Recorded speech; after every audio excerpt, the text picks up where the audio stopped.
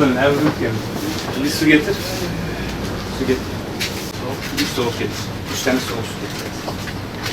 Demiş. Yasir, sen İsmail'le yap. Ha? Sen İsmail'le yap. Tamam mı?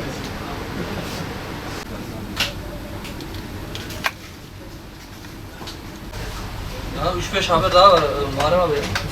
Bizden geridesiniz. Ya tamam bu iş.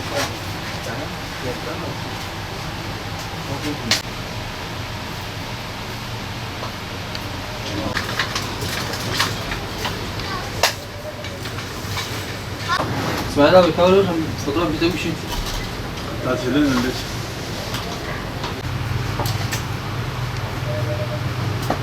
Nasıl kitapla alalım? Yeni sezon öncelikle öğretmenlerimize, öğrencilerimize, velilerimize ve hakeza meslektaşlarımıza hayırlı ve bereketli bir sezon diliyoruz. Bilim Kitap Kırtasiye ailesi olarak. Bilim Kitap ailesi olarak biz hazırlıklarımızı tamamladık. Müşterilerimizi bekliyoruz, velilerimizi bekliyoruz. Kırtasiyecilerden alınır. Bu anlayışla velilerin hareket etmesini, müşterilerimizin hareket etmesini bekliyoruz. 3 ay biz bir şekilde hazırlandık. 3 aydır biz hemen hemen sezona hazırlanıyoruz. Her bütçeye ihtiyaca cevap verebileceğimize inanıyoruz. Bu yüzden de müşterilerimizi Bilim Kitap Kırtasiye bekliyoruz. Kırtasiyecilerde genelde merdiven altı ürünler olmaz. Sağlıklı ürünler getiriyoruz, lisanslı ürünler getiriyoruz, marka ürünler getiriyoruz.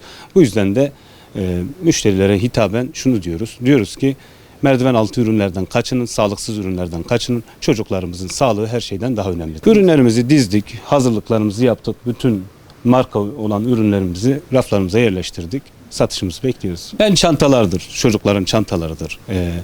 Anaokuldan tutun ilkokula, ortaokula, liseye ve hatta üniversiteye dahil bütün ihtiyaçlara cevap verebilecek çeşitlerimiz var. Değişikliği olarak çok bir fiyat değişikliğimiz yok. Elimizde ürün olmasından dolayı depolarımızın mal olması. Ürünlerimizde herhangi bir fiyat değişikliği yok. Hatta şunu söyleyebilirim. Birebir geçen yılla fiyatlarımız hemen hemen aynı. Bunun sebebine gelecek olursak depolarımızda mallarımız var. Daha önceden mal almamızdan dolayı fiyatlarımız uygundur. Şu anda bizde en düşük çanta 350 TL'den başlıyor. Belki bunu piyasadan bulamazsınız. 3000'e kadar fiyatlar gidiyor. Okullar açılmadan bir hafta kala satışların artık açılmasını bekliyoruz. Hafif hafif kıpırdanmalar var. Özellikle çantayı soranlar var. Biz şu anda eksikliklerimizi hepsini tamamladık. Müşterilerimizi bekliyoruz. Bir öğrencinin kırtasiye maliyeti şu anda müşterinin bütçesine göre değişiklik arz ediyor.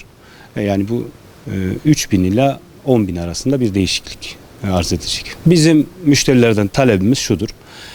Sağlık önemlidir. Çocukların sağlığı için de olsa kırtasiyeciden alınır.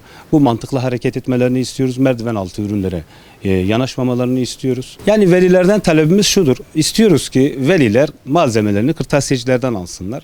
Bunun sebebi şudur. Çünkü kalitesiz, az evvel de değindim, merdiven altı ürünleri 3 harfli gibi yerlerden almasınlar. Çocuklarına, sağlığına etki edecek ürünlerden kaçınmalarını tavsiye ediyorum. Bir vatandaş olarak görevimiz şu olması lazım. Kasabı kasaptan almamız lazım. Kırtasiyeyi kırtasiyeciden almamız lazım. Ekmeği fırından almamız lazım. Bu anlayışla hareket etmemiz lazım. Velileri kırtasiyelere bekliyoruz. Bütün velilerimizi kırtasiyecilere bekliyoruz.